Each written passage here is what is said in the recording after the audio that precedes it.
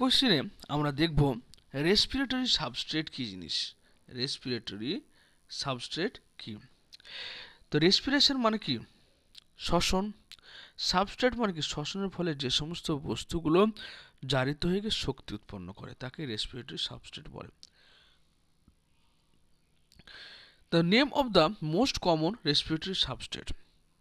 তা আমাদের দু রকমের রেসপিরেটরি সাবস্ট্রেট দেখতে পারি, একটা ফ্লোটিং রেসপিরেশন হয়, একটা প্রোটোপ্লাজমিক রেসপিরেশন হয়। আমাদের দু রকম, একটা ফ্লোটিং রেসপিরেশন। তো প্রথম থেকে বলা যাক, the organic substance which are present in large amount in plant cell and respired completely to CO2 and H2O।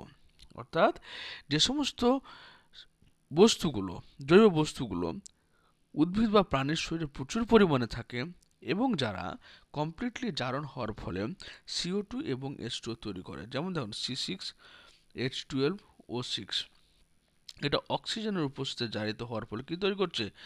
6CO2 তৈরি করবে, এখানে জল তৈরি করবে, 6H2O তৈরি করবে, আর তৈরি করবে এনার্জি। তাহলে এখানে কি হচ্ছে? এই যে গ্লুকোজ রেসপিরেটরি সাবস্ট্রেট, তার সম্পূর্ণ জারণ কার দ্বারা হচ্ছে? অক্সিজেনের উপস্থিতিতে ঘটছে, যার ফলে এখানে কার্বন ডাইঅক্সাইড, জল এবং তোমার 36 থেকে 38টা এটিপি তৈরি হচ্ছে। এটিপি তৈরি হচ্ছে। Under natural condition only carbohydrate, normally কী হচ্ছে? আমাদের কার্বোহাইড্রেট শুধুমাত্র অক্সিডাইজ হয়। কেন?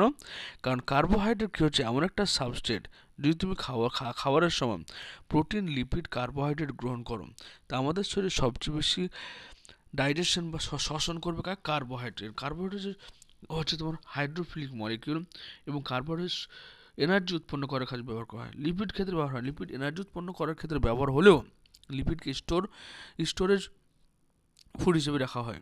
আর প্রোটিন তোমার দেহের স্ট্রাকচারাল ইউনিট হিসেবে কাজ করে। The respiration where the substrate of carbohydrate on fat is called floating respiration. তাহলে যে রেসপিরেশনে তোমার কি হচ্ছে? কার্বোহাইড্রেট এবং ফ্যাটকে জারিত করা হচ্ছে তাকে ফ্লোটিং রেসপিরেশন বলা হয়।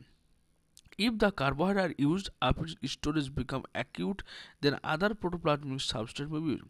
যদি তোমার কার্বোহাইড্রেট অ্যাভেলেবেল না থাকে বা কার্বোহাইড্রেট অন্য কাজে ব্যবহার হয়ে যায়, তখন অন্য রেসপিরেটরি সাবস্ট্রেটকে তোমার রেসপিরেশন ব্যবহার করা হয়, সেটা হচ্ছে তোমার কি? প্রোটিন। তাহলে প্রোটিন সবচেয়ে পরের দিকে ব্যবহার হয়, কারণ প্রোটিন হচ্ছে আমাদের দেহ গঠনকারী খাদ্য, দেহ পরিপোষককারী খাদ্য, শক্তি উৎপাদনকারী খাদ্য নয়। এই হলো তোমার রেসপিরেটরি সাবস্ট্রেট।